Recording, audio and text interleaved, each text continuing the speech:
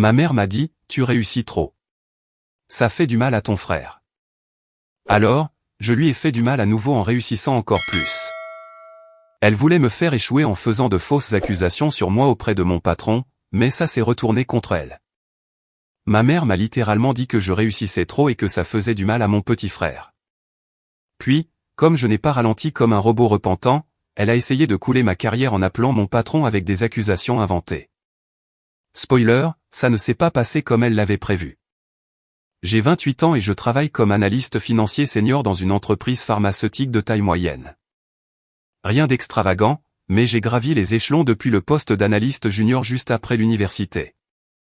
Mon petit frère, Nathan, 25 ans, homme et bien, il existe. C'est à peu près la chose la plus impressionnante que je puisse dire sur lui sans mentir. Laissez-moi vous dépeindre comment les choses ont toujours été dans ma famille. Je suis l'aîné. Dès le premier jour, on attendait de moi que je sois responsable, mature, et que je m'élève pratiquement tout seul pendant que mes parents concentraient toute leur énergie sur Nathan, l'enfant doré, le bébé, celui qui ne pouvait jamais rien faire de mal, même quand il faisait activement du mal. Quand nous étions enfants, on me criait dessus pour avoir laissé des jouets par terre. Nathan pouvait saccager tout le salon, et mes parents se contentaient de sourire en disant qu'il était créatif. J'avais des corvées dès l'âge de 7 ans. Nathan n'a commencé à en faire qu'à 15 ans environ. Les anniversaires étaient une blague. Moi, j'avais des choses pratiques, des vêtements dont j'avais besoin pour l'école, un nouveau sac à dos. Nathan recevait la nouvelle console de jeu, des baskets chères, des billets de concert. Une année, j'ai eu une calculatrice graphique pour mon anniversaire. J'avais 14 ans. Nathan a eu une motocross pour ses 12 ans. Mais vous savez quoi? J'ai appris à ne plus me soucier de cette injustice. J'ai simplement baissé la tête et je me suis concentré sur ce que je pouvais contrôler. J'ai étudié dur, j'ai eu de bonnes notes, j'ai commencé à travailler à temps partiel à 16 ans, j'ai économisé chaque centime. Mes parents ne m'ont jamais aidé financièrement après mes 18 ans.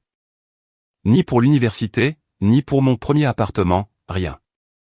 Pendant ce temps, Nathan a eu ses frais de scolarité payés, une voiture offerte, son loyer pris en charge pendant ses études. En parlant d'université, je suis allé dans une bonne université publique grâce à une bourse partielle que j'avais obtenue moi-même. J'ai travaillé 20 heures par semaine, j'ai obtenu mon diplôme en 4 ans avec une licence en finance et une moyenne de 3,7. Nathan y est allé 3 ans plus tard. Mes parents ont payé tous ses frais. Il a changé de filière 4 fois, a mis 6 ans pour obtenir un diplôme en communication avec une moyenne de 2,3 environ. Sa fête de remise de diplôme a réuni 100 personnes avec un buffet traiteur. La mienne s'est résumée à un dîner chez Olive Garden. Après l'université, j'ai commencé dans mon entreprise actuelle comme analyste junior, à 42 000 € par an. J'ai vécu dans un studio pourri, conduit une Honda Civic cabossée, mangé des nouilles la plupart des soirs, économisé agressivement. Nathan a enchaîné les petits boulots dans le commerce de détail, en quittant la moitié d'entre eux. Il vivait encore chez les parents, sans payer de loyer, en conduisant la voiture que mes parents lui avaient achetée. J'ai travaillé comme un fou. J'arrivais tôt, je restais tard, je prenais des projets supplémentaires. J'ai été promu après 2 ans au poste d'analyste, puis 3 ans plus tard au poste d'analyste senior. Mon salaire est passé à 78 000 €. J'ai déménagé dans un appartement correct de 2 chambres dans un beau complexe avec salle de sport et piscine. Je me suis offert une Mazda d'occasion de 3 ans qui avait vraiment la climatisation et le Bluetooth qui fonctionnait. J'ai commencé à constituer mon épargne. Rien d'extravagant, juste enfin vivre comme un adulte normal au lieu d'un étudiant fauché. Nathan, à 24 ans, vivait encore chez les parents, travaillait à temps partiel dans un magasin d'articles de sport, gagnait peut-être 15 000 € par an s'il travaillait à plein temps, ce qui arrivait rarement. Mes parents s'en fichaient. Ils ne lui faisaient pas payer de loyer. Ils entretenaient essentiellement un homme adulte sans aucune ambition qui passait la plupart de son temps à jouer aux jeux vidéo et à traîner avec ses copains. L'année dernière, j'ai acheté ma première maison. Rien de fou. Une maison de style ranch à 3 chambres dans une banlieue correcte, à environ 20 minutes du travail. Elle avait besoin de quelques travaux esthétiques, mais la structure était solide. J'avais économisé moi-même pour l'apport. J'avais obtenu une préapprobation pour le prêt. J'avais tout géré seul. C'était énorme pour moi. La première grande étape d'adulte que j'avais accomplie complètement par moi-même. Quand j'ai annoncé à mes parents que j'avais finalisé l'achat, leur réaction a été tiède au mieux. Ma mère a dit « C'est bien, chérie ». Comme si je venais de lui dire que j'avais acheté de nouvelles chaussettes. Mon père m'a demandé si j'étais sûr de pouvoir assumer les mensualités. Zéro félicitation, zéro excitation, zéro fierté pour ce que leur fils avait accompli. Mais vous savez ce qui m'a vraiment piqué? 2 jours après leur avoir parlé de la maison, Nathan a mentionné qu'il pensait peut-être un jour regarder des appartements, et mes parents se sont mis en 4 pour lui proposer de l'aider avec le loyer, de co-signer un bail. En disant à quel point ce serait excitant pour lui d'avoir son propre endroit. Il n'avait même pas regardé d'appartement. Il y pensait seulement, et ils étaient prêts à financer tout son déménagement. Le point de rupture est arrivé il y a 3 mois lors d'un dîner familial.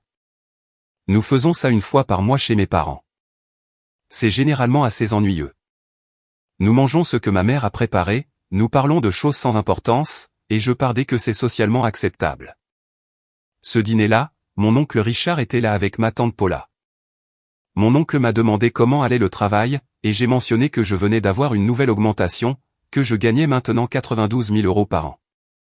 Je ne me vantais pas, je répondais simplement à sa question directe. Mon oncle a été impressionné. Il m'a posé d'autres questions sur mon travail, ce que je faisais, comment était l'entreprise. Une conversation normale. J'ai parlé d'un gros projet que j'avais dirigé et qui avait fait économiser beaucoup d'argent à l'entreprise. Des retours positifs que je recevais des cadres. Du poste de manager qui pourrait s'ouvrir l'année prochaine. Nathan est resté assis là tout le temps avec une tête de quelqu'un qui avait trouvé de l'urine dans ses céréales. Il devenait de plus en plus silencieux, touchait à peine à son assiette, consultait sans arrêt son téléphone. Mes parents l'ont remarqué et me lançaient des regards comme si je faisais quelque chose de mal en ayant une conversation normale avec mon oncle. Après le dîner, mon oncle et ma tante sont partis. J'aidais à débarrasser la table quand ma mère m'a pris à part. Elle avait cette expression sérieuse qui m'a immédiatement mis mal à l'aise. « Je peux te parler 1 minute ?» a-t-elle demandé en m'emmenant dans le salon. Mon père et Nathan sont restés dans la cuisine. « Bien sûr, qu'est-ce qu'il y a ?» ai-je demandé, sincèrement confus. Ma mère a croisé les mains sur ses genoux et m'a regardé comme si elle s'apprêtait à annoncer une mauvaise nouvelle. « Il faut que tu comprennes quelque chose. La façon dont tu as parlé de ton travail ce soir, ça a vraiment fait du mal à Nathan. » J'ai ri parce que je pensais qu'elle plaisantait. Elle ne souriait pas. « Attends, tu es sérieuse ?» ai-je demandé. « Oui. » Nathan traverse une période difficile en ce moment pour trouver sa voie professionnelle. Il n'a pas besoin d'entendre à quel point tu réussis. Ça le fait juste se sentir encore plus mal par rapport à où il en est dans la vie. Je l'ai fixé. Maman, il m'a demandé de lui passer le sel. Oncle Richard m'a demandé pour le travail. Je répondais à sa question. Tu aurais pu être plus modeste. Tu n'avais pas besoin d'entrer dans tous ces détails sur ton augmentation et tes perspectives de promotion. Tu sais, Nathan galère. Nathan galère parce qu'il travaille 15 heures par semaine dans un magasin et qu'il vit chez vous gratuitement, ai-je dit en essayant de garder une voix calme. Ce n'est pas ma faute. C'est exactement le genre d'attitude dont je parle, a répondu ma mère, la voix plus tranchante. Tu dois être plus sensible aux sentiments de ton frère. Tout le monde n'est pas aussi ambitieux que toi dans sa carrière. Certaines personnes ont besoin de plus de temps pour trouver leur chemin. Il a 25 ans, maman. Il a eu largement le temps, et je ne vais pas m'excuser d'avoir travaillé dur et de réussir. Elle a soupiré comme si j'étais difficile. Je te demande juste de peut-être baisser un peu le ton. Quand nous avons des rassemblements familiaux, tu n'as pas besoin de parler autant de tes réussites. Ça crée des tensions. Tu fais sentir ton frère inadéquat, a-t-elle dit platement. Je suis resté assis là à digérer ce qu'elle disait vraiment. Ma propre mère me demandait de cacher ma réussite pour protéger les sentiments de mon frère adulte. Pas de l'encourager à faire mieux, pas de le pousser à se prendre en main. Juste m'assurer que je ne lui rappelle pas qu'il n'allait nulle part en réussissant visiblement moi-même. Alors, qu'est-ce que tu veux que je fasse, ai-je demandé. Que je monte sur mon travail? Que je fasse semblant de travailler dans une station-service? Que je démissionne et que je travaille à temps partiel dans le commerce de détail pour que Nathan ne se sente pas mal? Ne sois pas dramatique, a claqué ma mère. Je te demande juste un peu de discrétion, un peu d'humilité. Tu n'as pas besoin de rappeler constamment à tout le monde à quel point tu réussis bien. Je l'ai mentionné une fois parce qu'oncle Richard me l'a demandé directement. Ce n'est pas rappeler constamment quoi que ce soit. Eh bien, c'était inconfortable pour Nathan, et j'apprécierais que tu sois plus réfléchi à l'avenir. Je me suis levé. Tu pars déjà? On n'a pas encore pris le dessert. Ouais, je pense que j'en ai assez, ai-je dit en prenant ma veste sur le porte-manteau. Mon père est sorti de la cuisine. Tout va bien? Super, ai-je répondu. Maman vient juste de me dire que je réussis trop et que ça fait du mal à Nathan, donc je devrais probablement cacher mes réussites à partir de maintenant. Vraiment encourageant. Le visage de mon père a fait une drôle d'expression, on voyait qu'il savait exactement ce que ma mère avait dit et qu'il était d'accord, mais qu'il ne voulait pas l'admettre à voix haute. Ta mère essaie juste de maintenir la paix, a-t-il dit. En me demandant de faire semblant de ne pas bien réussir. C'est ça, maintenir la paix? Personne ne te demande de faire semblant de quoi que ce soit, a dit mon père. Mais son ton disait le contraire. On pense juste que ce serait mieux si tu étais un peu moins vocal sur ta carrière. Je me suis dirigé vers la porte. Nathan est apparu de la cuisine avec un air suffisant. Il savait exactement ce qui venait de se passer et il s'en délectait. À plus tard, ai-je dit à personne en particulier et je suis parti. Je suis resté assis dans ma voiture quelques minutes, en digérant à quel point cette interaction était tordue. Mes parents n'étaient pas fiers de moi. Ils voyaient ma réussite comme un problème. La semaine suivante, je me suis porté volontaire pour diriger 2 projets supplémentaires à haut profil au travail. Je suis resté tard, je suis venu le samedi, j'ai préparé des présentations qui comptent parmi mes meilleures. J'ai commencé à réseauter plus agressivement, à me positionner pour un poste de manager. Au dîner familial suivant, j'ai parlé de tout ce sur quoi je travaillais. Le visage de ma mère s'est crispé à chaque mot. Nathan s'est excusé à mi-repas. Mon père a essayé de changer de sujet 2 fois. 2 semaines plus tard, j'ai appris que j'avais obtenu la promotion au poste de manager. Mon nouveau titre était Finance Manager, et mon salaire est passé à 112 000 euros. J'étais aux anges. C'était énorme. C'était tout ce pourquoi j'avais travaillé. J'ai appelé mes parents pour leur dire. Ma mère a répondu. Salut, maman. J'ai une super nouvelle. J'ai été promu manager. Avec une belle augmentation aussi. Silence à l'autre bout. Maman? C'est bien, chérie. Papa est là? Je voulais lui dire aussi. Il est occupé en ce moment. Je lui dirai. D'accord. Eh bien, ouais, je suis vraiment excité. C'est une grande étape. MHM. Encore plus de silence. D'accord, au revoir. Elle a raccroché avant que je puisse répondre. C'était la réaction de ma mère au plus grand succès professionnel de ma vie jusqu'à présent. C'est bien, chérie. Et puis elle m'a pratiquement raccroché au nez. Peu importe. Je n'avais pas besoin de leur validation. Je n'en avais jamais eu besoin avant. Je n'allais pas commencer maintenant. Au dîner familial du mois suivant, je suis arrivé dans la nouvelle voiture que je venais de louer, une belle berline Audi.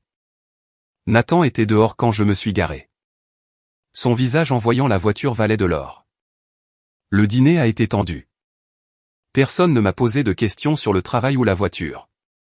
Mon oncle Richard m'a demandé pour l'Audi et je lui en ai parlé. Mes parents avaient l'air de vouloir être n'importe où ailleurs. Après le dîner, je me préparais à partir quand ma mère m'a suivi dehors jusqu'à ma voiture. Il faut qu'on parle, a-t-elle dit, les bras croisés. De quoi?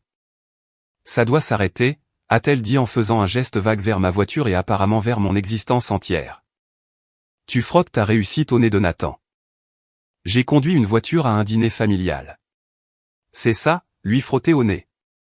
Tu savais qu'il la verrait. Tu savais que ça le ferait se sentir mal. Tu aurais pu prendre ta vieille voiture. J'ai ri franchement. Tu veux que je conduise une voiture plus pourrie pour que mon frère ne se sente pas mal?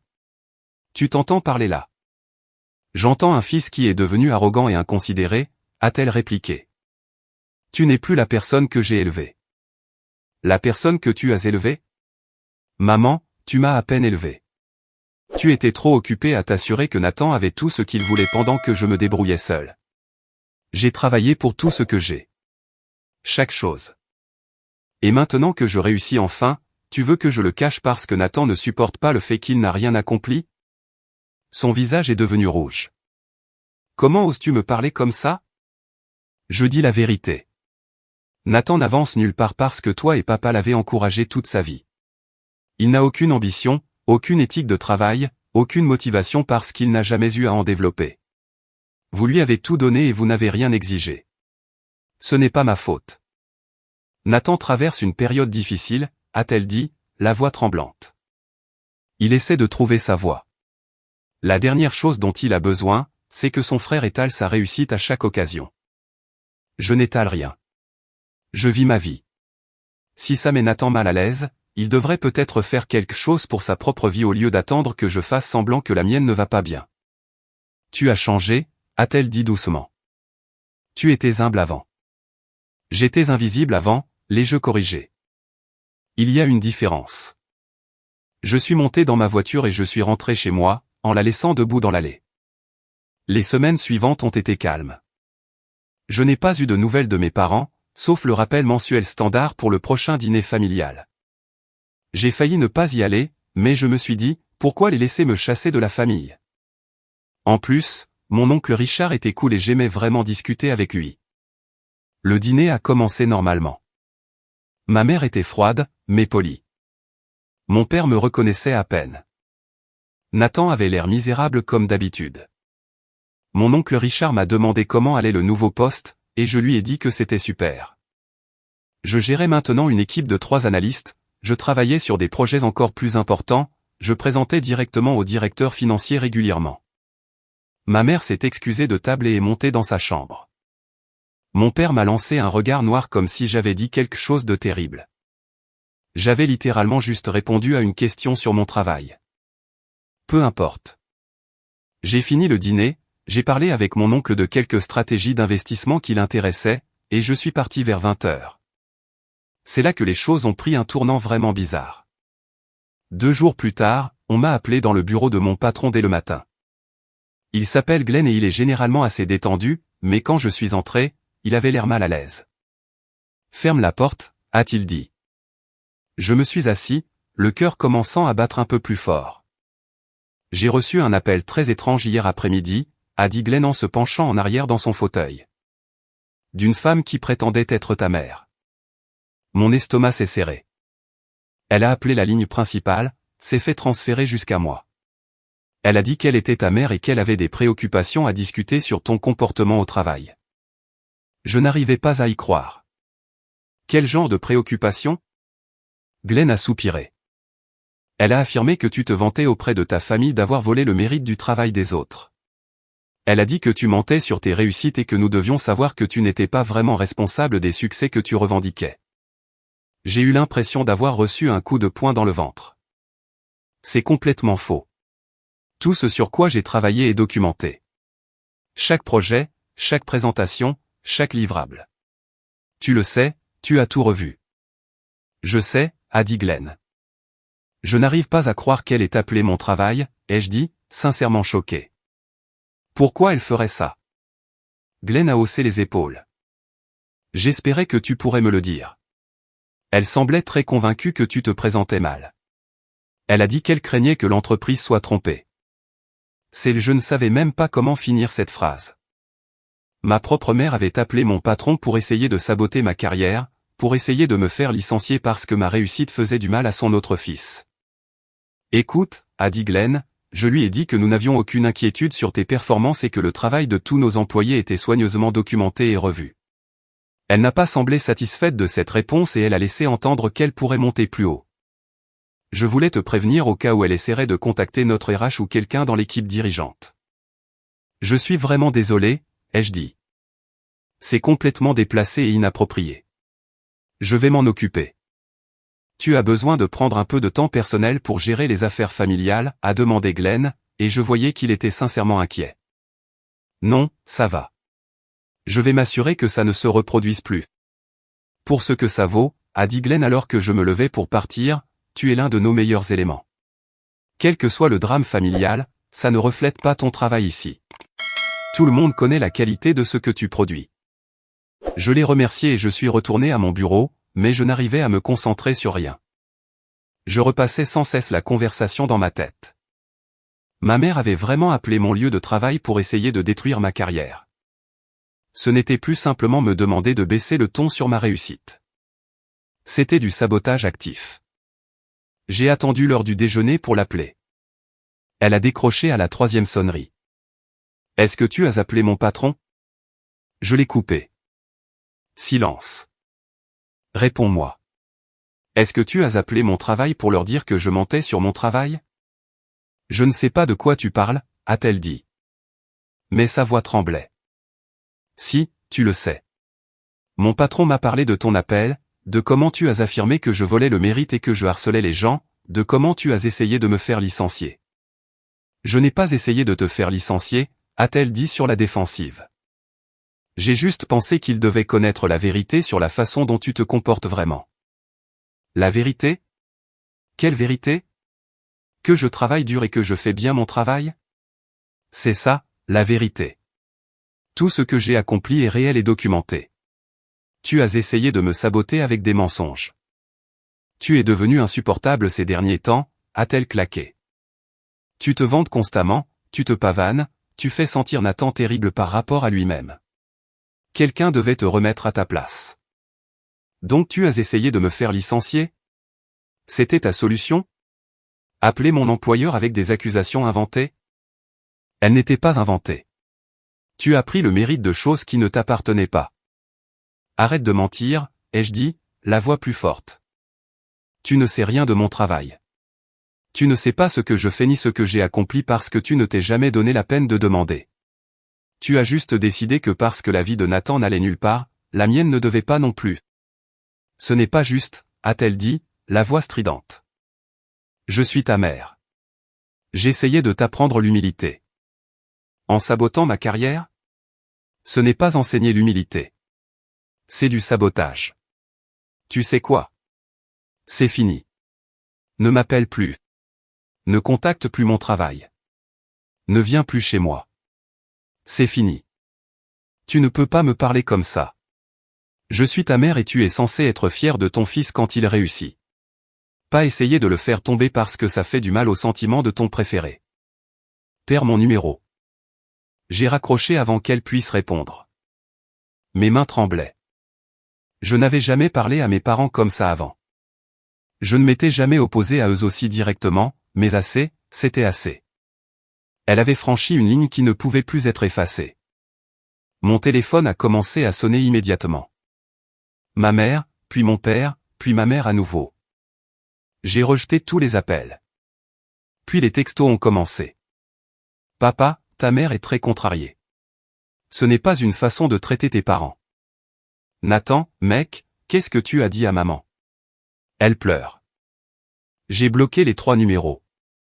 Le reste de cette semaine a été bizarre. Je m'attendais à ce que ma mère débarque à mon bureau ou rappelle Glenn, mais rien ne s'est passé. Je suis resté concentré sur le travail, j'ai essayé de repousser tout ce bazar de mon esprit. Vendredi après-midi, mon oncle Richard m'a appelé. Nous avions échangé nos numéros quelques mois plus tôt quand il voulait des conseils financiers. « Et, tu as une minute ?» a-t-il demandé. « Ouais, qu'est-ce qu'il y a ? J'ai entendu ce qui s'est passé avec ta mère qui a appelé ton travail. Ton père m'en a parlé hier soir. » Oh, super. Donc tout le monde est au courant maintenant. Juste moi et ta tante, a-t-il dit. Et pour ce que ça vaut, je pense que ce que ta mère a fait était complètement déplacé. Vraiment au-delà des limites. Merci, ai-je dit, surpris d'entendre quelqu'un de la famille dire ça vraiment. J'ai essayé de leur parler, a continué Richard. Je leur ai dit qu'ils étaient ridicules avec toute cette histoire entre toi et Nathan. Ta mère n'arrêtait pas de dire que tu étais devenu arrogant et qu'il fallait te remettre à ta place. Ton père la soutenait complètement. C'était gênant. C'est à peu près ma vie depuis quelques mois, ai-je dit. Eh bien, je voulais que tu saches que Paula et moi ne voyons pas les choses comme ça. On pense que tu as fait un travail incroyable en construisant ta carrière. On est fiers de toi, même si tes parents ne peuvent pas l'être. J'ai senti ma gorge se serrer. J'apprécie vraiment, sincèrement. Et entre toi et moi, a dit Richard en baissant la voix comme si quelqu'un pouvait entendre, Nathan doit se reprendre en main. Le gamin a 25 ans, il vit chez ses parents sans vrai boulot ni ambition. Tes parents ne lui rendent pas service en encourageant sa paresse. Essaie de leur dire ça, ai-je répondu. Je l'ai fait plusieurs fois. Ils ne veulent pas l'entendre. Ils se sont convaincus que Nathan allait trouver sa voie d'un jour à l'autre et devenir extrêmement réussi, et que tu n'étais qu'en avance temporairement. C'est délirant. Nous avons parlé encore quelques minutes avant de raccrocher. Ça faisait du bien d'avoir au moins un membre de la famille qui n'était pas complètement déconnecté de la réalité. Le lundi matin, je suis arrivé au travail en m'attendant à une journée normale. Au lieu de ça, Glenn m'a appelé dans son bureau avant même que j'atteigne mon poste. Il faut qu'on parle, a-t-il dit, et j'ai ressenti la même sensation de chute dans l'estomac que la semaine précédente. Ma mère a rappelé. Ai-je demandé en m'asseyant. Tu plaisantes? J'aimerais bien, a dit Glenn.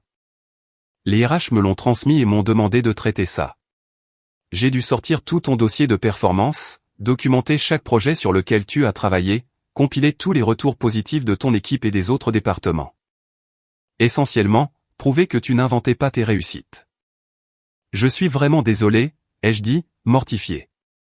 C'est complètement insensé. Je ne sais pas pourquoi elle fait ça. La directrice des RH veut te rencontrer demain. Rien d'inquiétant. C'est juste la procédure standard quand nous recevons des plaintes. Tu n'as pas d'ennui. On doit juste tout documenter officiellement au cas où ta mère escaladerait davantage. Escalader jusqu'à quoi? Glenn a haussé les épaules. Je ne sais pas. Peut-être une action en justice. Elle a mentionné dans son email qu'elle envisageait de contacter un avocat à propos de ton comportement frauduleux. C'est assez fou. J'ai rencontré les RH le lendemain. La directrice, Lisa, était incroyablement compréhensive. Je lui ai expliqué la situation familiale, comment ma mère était contrariée par ma réussite parce que ça faisait sentir mon petit frère inadéquat, comment elle m'avait d'abord demandé de cacher mes réussites, puis avait essayé de saboter ma carrière quand j'avais refusé. Lisa a pris des notes, posé des questions de clarification, puis m'a montré une copie imprimée de l'email que ma mère avait envoyé. Il faisait 3 pages, interlignes simples, remplies d'accusations allant de l'exagéré au complètement inventé. Elle affirmait que j'avais menti sur le fait d'avoir dirigé des projets alors que j'y avais seulement participé.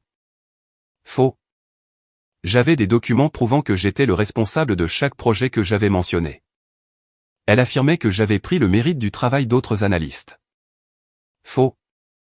Les membres de mon équipe avaient tous soumis des retours louant mon leadership et me donnant crédit pour mes contributions. Elle affirmait que j'avais manipulé les métriques pour faire paraître mes performances meilleures. Faux. Toutes les métriques étaient vérifiées et revues par plusieurs niveaux de direction. Elle affirmait que j'avais été grossier et méprisant envers mes collègues. Faux. J'avais des dizaines de retours positifs de pairs et 0 plainte déposée contre moi. Ça continuait encore et encore. Chaque accusation était complètement infondée et facilement réfutable. Mais le fait que ma propre mère ait pris le temps d'écrire cette longue attaque contre moi était troublant. Je dois te demander, a dit Lisa avec précaution. Y a-t-il une once de vérité dans ces accusations? Même partiellement? Non, ai-je répondu fermement. Rien du tout. Tu peux vérifier tout ce que j'ai dit. Vérifier avec mon équipe. Vérifier avec les autres départements.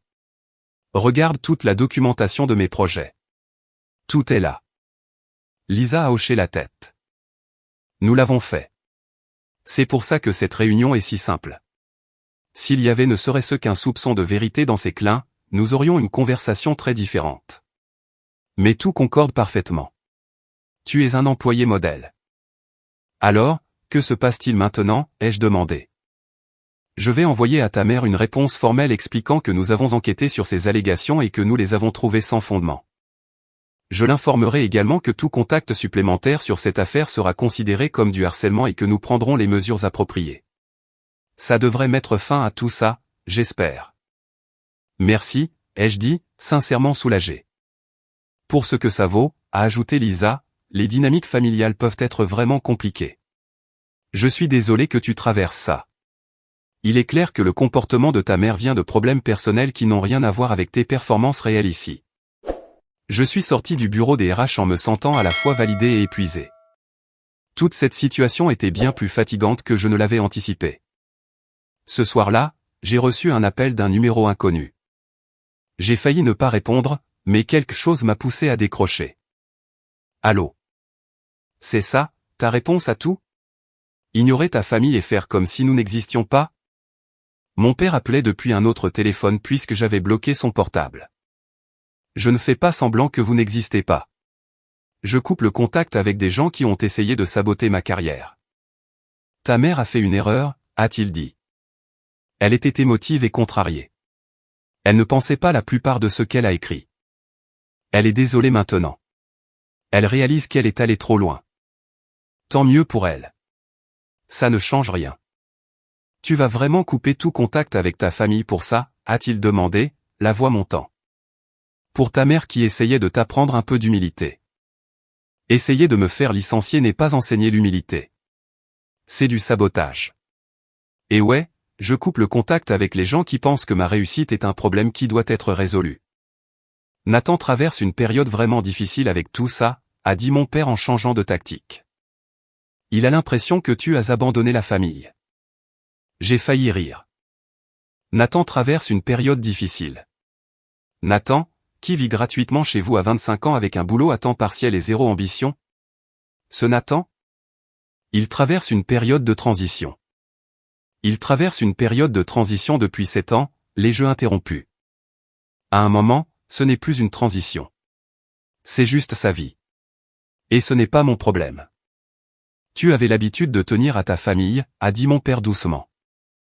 Je tiens encore aux membres de la famille qui sont heureux de ma réussite au lieu d'essayer de la détruire, ce qui, à ce stade, se résume essentiellement à oncle Richard.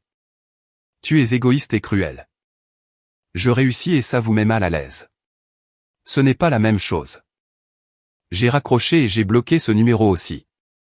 Les semaines suivantes ont été délicieusement calmes. Pas d'appel de mes parents, pas de mail à mon travail, pas de visites inattendues. Je me suis plongé dans le travail, j'ai continué à exceller, et j'ai commencé à vraiment profiter de ma vie sans le courant sous-jacent constant de drame familial. Puis oncle Richard m'a rappelé avec une nouvelle intéressante. Alors Nathan a déménagé, a-t-il dit. Sans blague. Où est-il allé? Il a pris un appartement avec 2 colocataires. Tes parents paient son loyer, évidemment, mais au moins il ne vit plus à la maison. C'est déjà quelque chose, j'imagine. Ouais, sauf qu'il a apparemment dit aux gens qu'il déménageait parce que la maison était trop déprimante sans toi et qu'il avait besoin d'un nouveau départ. J'ai dû rire à ça. Donc il arrive encore à tout ramener à moi. Ouais. Il ne peut pas juste admettre qu'il fait enfin un tout petit pas vers l'indépendance à 25 ans. Il faut que ce soit parce que tu as abandonné la famille et que tu as rendu la maison triste. Incroyable. Ta mère raconte aussi aux gens que tu as refusé toutes ces tentatives de réconciliation. Elle a tout un récit sur comment elle a tout essayé pour te contacter, mais tu es têtu et tu refuses de lui pardonner pour une petite erreur. Une petite erreur étant d'essayer de me faire licencier. Elle minimise vraiment cette partie dans sa version, en faisant comme si elle avait appelé avec quelques préoccupations et que tu avais pété un câble. Bien sûr qu'elle fait ça. Paula et moi avons corrigé l'histoire là où on pouvait, a dit Richard. Mais tu sais comment ça marche. Les gens croient ce qu'ils veulent croire. Je me fiche assez de ce que les gens croient à ce stade, ai-je dit honnêtement. Les personnes qui comptent connaissent la vérité. C'est la bonne attitude, a approuvé Richard. 1 an après avoir coupé le contact avec mes parents, j'ai reçu une invitation de mariage d'une cousine du côté de ma mère. Oncle Richard m'a prévenu que mes parents seraient là. J'ai répondu oui avec ma copine. Le mariage a été intéressant. Mes parents étaient au 2e rang. Nathan était affalé entre eux. Ma mère m'a vu et a commencé à chuchoter urgemment à mon père. J'ai hoché la tête dans leur direction et j'ai trouvé des places de l'autre côté de l'église. La cérémonie était belle. À la réception, j'ai fait mes tours, discuté avec les proches. Plusieurs personnes m'ont demandé ce que je devenais. J'ai gardé mes réponses brèves mais honnêtes, le travail allait bien. Ma mère m'a fusillé du regard toute la soirée. Environ 1 heure après, elle m'a approché au bar. On peut parler? A-t-elle demandé. Il n'y a rien à dire, ai-je répondu calmement. Tu ne peux pas m'éviter pour toujours. Je suis ta mère. Je ne t'évite pas. Mais je n'aurai pas de conversation sur la réconciliation tant que tu n'auras pas réellement présenté des excuses. Je t'ai envoyé une lettre qui me demandait de m'excuser auprès de toi. Ce n'est pas la même chose. Son visage est devenu rouge. Tu es déraisonnable. J'ai fait une seule erreur. Essayer de me faire licencier n'était pas une seule erreur. Appeler mon lieu de travail était une erreur. Envoyer un email de 3 pages de mensonges à mon service RH en était une deuxième. J'essayais de t'aider en te remettant à ta place. Ce n'est pas aider. C'est saboter. Tu sais quoi? On en a fini. Je suis parti. Ma mère ne m'a plus approché, mais je l'ai vue pleurer plus tard. Le reste de la soirée a été agréable. Quand mes parents sont partis tôt, l'atmosphère s'est allégée. 2 ans après avoir coupé le contact avec mes parents, j'ai maintenant 30 ans et je suis directeur financier. J'ai été promu à nouveau il y a 6 mois, je gagne maintenant 170 000 € par an. J'ai acheté une plus grande maison dans un meilleur quartier, je suis passé à une Audi plus récente, et j'ai commencé à vraiment profiter des fruits de mon travail au lieu de m'inquiéter constamment pour l'argent. Je suis toujours avec la même copine du mariage, et nous parlons de fiançailles bientôt. La vie est vraiment bonne. Oncle Richard me tient au courant de la famille. Nathan, à 27 ans, enchaîne encore les boulots. Il vit toujours dans l'appartement que mes parents paient. Mes parents continuent à lui trouver des excuses. Ma mère demande encore régulièrement à Richard de mes nouvelles. Il lui donne le strict minimum. Il m'a dit qu'elle avait pleuré quand elle avait appris ma dernière promotion. Pas des larmes de joie. Des larmes de contrariété. Mon père a essayé de me contacter via d'autres proches avec des messages du genre « dis-lui de m'appeler » que j'ai ignoré. Il n'a jamais reconnu que ce que ma mère avait fait était mal. Si vous avez aimé cette vidéo, merci d'appuyer sur le bouton d'abonnement. Ça aide vraiment la chaîne et nous permet de vous apporter plus et de meilleures histoires. Merci.